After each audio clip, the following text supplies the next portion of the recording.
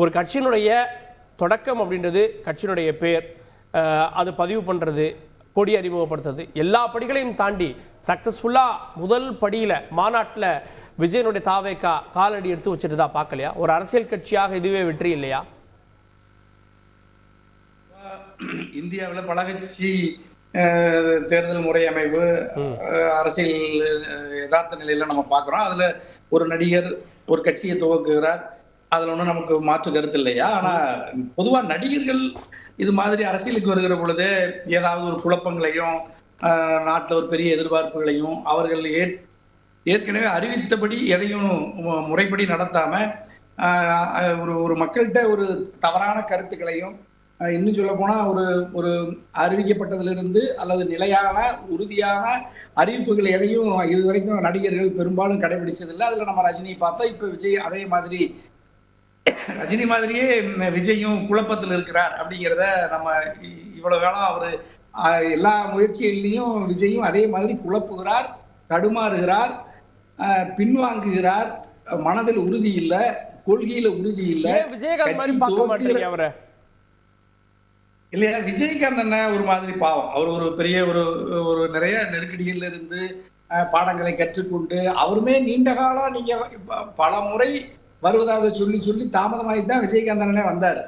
அதே மாதிரி தான் இப்ப விஜயும் ஏற்கனவே பல முறை வந்தாரு. அவங்க அப்பா சந்திரசேகரன் ஏற்கனவே இதோ வந்து விட்டாருன்னு சொல்லி அவர் ஒரு அமைப்பை எல்லாம் அறிமுகப்படுத்தி கொடியெல்லாம் அறிமுகப்படுத்தினாரு. அப்புறம் அதுல ஒரு 5 ஆண்டு காலம் அதற்கு பிறகு அமைதியாயிட்டாங்க.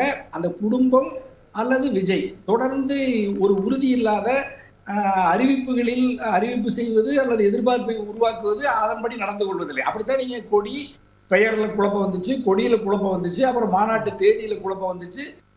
இப்ப 23ஆம் தேதி வரைக்கும் காவல்துறையிட்ட அனுமதி வாங்கிட்டியா?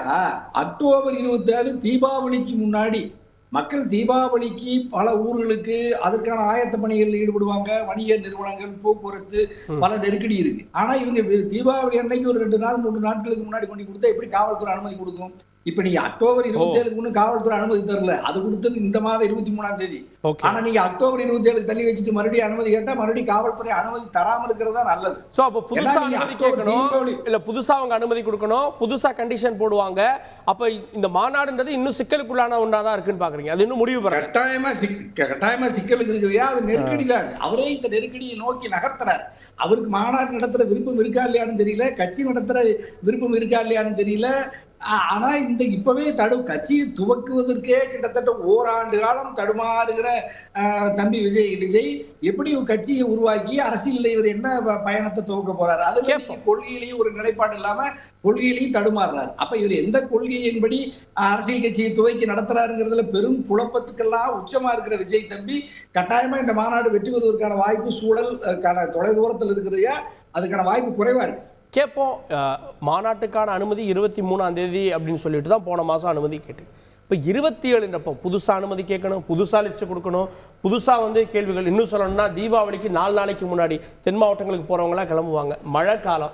இவ்வளவு சிக்கலுக்கு மத்தியில் இந்த மாநாடு சக்ஸஸ்ஃபுல்லாக நடக்குமா? இது ஒரு குழப்பம் இல்லையா? ஏன் குழம்புற?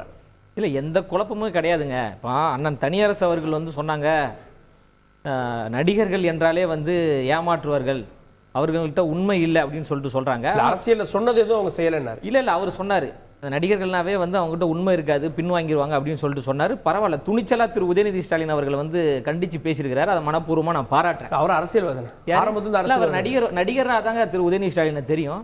கேட்போம், சரிங்களா? அதனால எங்களுக்கு எந்த பதட்டமும் கிடையாது. அவர் பேசும்போது அவர் தான் ரொம்ப பதட்டம் அடைகிறாரு. நாங்கள் மிக தெளிவாக இருக்கிறோம். இப்போ நீங்கள் கூட தலைப்பில் என்ன போட்டிருக்கீங்க, லேட்டஸ்டா அப்படின்னு சொல்லிட்டு கேட்குறீங்க. எங்கள் தளபதி அவர்கள் லேட்டாகவும் வரல, லேட்டஸ்டாகவும் வரல, த கோட்டா வராரு, the greatest of all time. சரிங்களா? நாங்கள் மிக தெளிவாக இருக்கிறோம், மிக கருத்தியல் புரிதலோடு இருக்கிறோம், இந்த மண்ணுக்கான சித்தாந்த தெளிவோடு இருக்கிறோம். இது ஒரு ஜனநாயக நாடு. இந்த ஜனநாயக நாட்டிற்கான உரிமைகள் நமக்கு இருக்குது. ஒரு மாற்றத்தை உருவாக்க வேண்டும், சமூக நீதி, சமத்துவம் போன்றவை நிலைநிறுத்தப்பட வேண்டும் என்கின்ற ஒரு பார்வையோடு அவர் வராரு. மாநாட்டிற்கான நாங்கள் இப்போ தான் அதிகாரப்பூர்வமாக நாங்கள் சொல்கிறோம். இதுக்கு முன்னாடி நாங்கள் 23ஆம் தேதி நாங்கள் மாநாடு நடத்துகிறோம் அப்படின்னு எங்கள் கட்சியினுடைய தலைமையிலிருந்து எந்த அதிகாரப்பூர்வமான அறிவிப்புகள் வரல. நீங்க எல்லாருமே வியூகத்தின் அடிப்படையில் இந்த மாதிரி மாநாடு நடக்க போகுது அப்படின்னு தான் சொன்னீங்களே தவிர எங்க கட்சியிலிருந்து அதிகாரப்பூர்வமான காவல்துறை அனுமதி என்ன கேட்டீங்க? ஏன்னா அவங்க பத்தின டேட் சொல்லணும். ஏங்க சொல்றது கேளுங்க. எங்க கட்சியிலிருந்து அதிகாரப்பூர்வமாக அறிவிக்கப்பட்டது வந்து அக்டோபர் 27ஆம் தேதி மாநாடு நடத்துறோம் தான் நாங்க அது இன்னைக்கு சொல்லியிருக்கோம். சொன்னது. எங்களுக்கு ஒரு கால நிர்ணயம் தேவைப்படுதுங்க. காவல்துறை ஒரு நிபந்தனைகள் விதிக்கிறாங்க, சில கட்டுப்பாடுகள் விதிக்கின்ற பொழுது அதையெல்லாம் நடைமுறைப்படுத்த வேண்டிய, ஒழுங்குபடுத்த வேண்டிய ஒரு தேவை ஒரு தலைவருக்கு இருக்குல்ல. இப்ப அந்த மாநாடு நடக்கின்ற பொழுது பல லட்சக்கணக்கான மக்கள் வராங்கன்னா எங்க தலைவர் அவர்களை பார்க்க வராங்க. அப்ப அந்த மாநாட்டிற்கு வரக்கூடிய எங்க தோழர்களின் பாதுகாப்பை உறுதி செய்யணும். அதையெல்லாம் பார்த்து பக்குவமாக தான் ஒரு மாநாடு நடத்த முடியும். நீங்க நினைக்கிற நேரத்தில் மாநாடு நடத்த முடியாது. மாநாடு என்பது மக்களுக்காக தான் நம்ம நடத்துறோமே தவிர விமர்சிப்பவர்களுக்காக நம்ம மாநாடு நடத்துறோம். கட்டுப்பாடுகளால அதுவா தள்ளி போகிறதா அப்படின்ற எங்களுடைய தேவைக்காக நாங்க தான் தள்ளி போறோம். நாங்க மாநாடே மிக ஒரு திட்டமிடலோடு மிக பிரம்மாண்டமாக ஒரு பெரும் திருவிழாவாக, ஒரு தமிழர் திருவிழாவாக, அரசியலுடைய திசைவழி போக்கை மாற்றக்கூடிய ஒரு மாநாடாக இருக்குது. அது கொள்கை பிரகடன மாநாடு நம்ம சொல்லியிருக்கோம். எங்க கொள்கை தலைவர்கள் யாரு நம்ம அதுல சொல்ல போறோம், எங்க கொள்கைக்கான செயல் திட்டங்கள் என்ன நம்ம சொல்ல போறோம், கட்சிக்கான கொள்கைகள் என்ன நம்ம சொல்ல போறோம். ஏற்கனவே 2 தலைவர்கள் நாங்க சொல்லிட்டோம். தந்தை பெரியார் அவர்களையும் பேரறிஞர் அண்ணா அவர்களையும் எங்களுடைய கொள்கை வழிகாட்டியாக எங்க தலைவர் அவர்கள் சொல்லிட்டாங்க. மேற்கொண்டு இன்னும் பல கொள்கை தலைவர்கள்லாம் இருக்கிறாங்க. அந்த கொள்கை தலைவர்களை எங்க தளபதி அவர்கள் மாநாட்டில் மக்கள் மத்தியில் பிரகடனப்படுத்த போறாரு. அதற்காகத்தான் அந்த மாநாடே கொள்கை பிரகடன மாநாடு. இல்ல அதுல திரு தனியரசு அவர்கள் ஒரு விஷயம் சொன்னாரு. ரஜினி அவர்களுடைய நீட்சியா நீங்க பார்க்க, நான் கூட கேட்டேன் விஜயகாந்துடைய நீட்சியா ஏன் போல்டா அப்படின்னு. விஜயகாந்த் படத்தில் நடிக்கிறப்பவே கட்சியினுடைய கொடி சிம்பல் இதெல்லாம் அவருடைய கொள்கை பாடல் வரைக்கும் அவர் திரைப்படங்களுக்கு போய் வந்துருச்சு. ஆனா விஜய் இப்பதானே எல்லாத்தையும் உருவாக்குறாரு.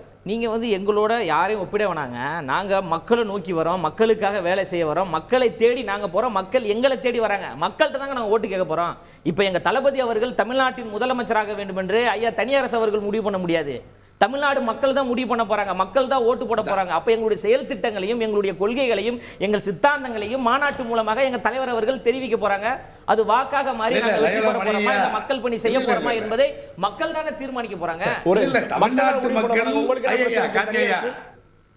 ஐயா வேற ஒண்ணும் இல்ல. இந்த தமிழ்நாட்டு மக்கள் நடிகர்களை இனி நாடாள அனுமதிப்பதில்லை. சாலி கிராமத்திலிருந்து கோடம்பாக்கத்திலிருந்து நேரா ஒருத்தர் கோட்டைக்கு வந்து முதலமைச்சராகிற கனவை இனிமேல் நனவாக்குவதற்கு அந்த காலத்தில் எங்களுடைய மூதாதையர்களைப் போல தமிழ்நாட்டு மக்கள் தமிழர்கள் மூடர்களாக இப்பொழுது இல்லை. இந்த நவீன சமூகம் அரசியல் விழிப்புணர்வு பெற்ற சமூகமாக இருக்கிறது. ஆகவே நடிகர்கள் வந்து விஜய் வந்துதான் எங்களுக்கு பெரியாரை பத்தி அண்ணாவை பற்றி பாடம் எடுக்க வேண்டிய அவசியம் இல்லை. இதுவரைக்கும் பெரியார் மையத்துக்கு போகாத தம்பி விஜய் 50 ஆண்டு காலமாக, பேரறிஞர் அண்ணாவை பற்றி இதுவரை பேசாத 50 ஆண்டுகளாக பேசாத தம்பி விஜய் நடிகர் இப்பொழுது வந்து புதிதாக நான் தான் பெரியாரை மக்களிடத்துல கொண்டு போறேன், அண்ணாவை கொண்டுட்டு போறேன்னா எந்த நாட்டு மக்கள், தமிழ்நாட்டு மக்கள் அப்படி ஏமாளிகளாங்கிற நான் அவ்வளவு மணிக்கு இருக்கிற ஆர்வம் விஜய்க்கு இருக்காது.